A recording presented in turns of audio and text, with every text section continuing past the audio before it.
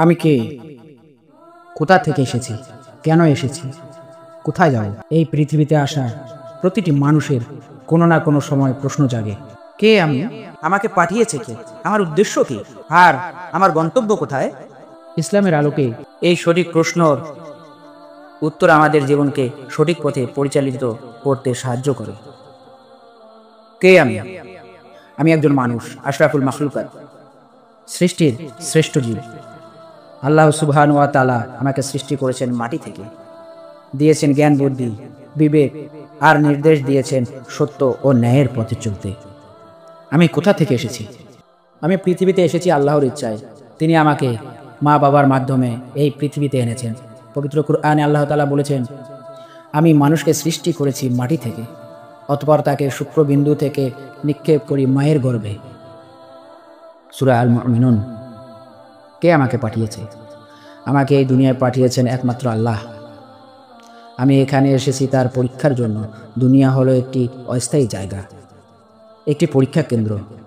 তিনি যিনি সৃষ্টি করেছেন মৃত্যু ও জীবন, যাতে তোমাদের পরীক্ষা করতে পারেন তোমাদের মধ্যে কর্মে কে উত্তম। সূরা মুলক। আমার কাজ কি? আমার কাজ একটি, আল্লাহর ইবাদত করা এবং তার বিধান অনুযায়ী জীবন যাপন করা। আমি জিন ও মানুষকে সৃষ্টি করেছি শুধু আমার ইবাদতের জন্য। সূরা আজ-জারিয়াত। ইবাদত মানে শুধু নামাজ রোজা নয়, সততা নয়, মেহনতি হওয়া নয়, অন্যের উপকার করা সবই ইবাদতের অন্তর্ভুক্ত, যদি তা আল্লাহর সন্তুষ্টির জন্য হয়। আমি এই দুনিয়ায় কি করব?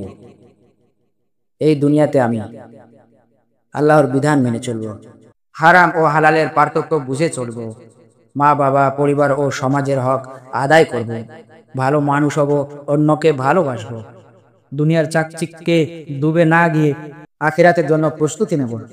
আমার পরবর্তী গন্তব্য কোথায়?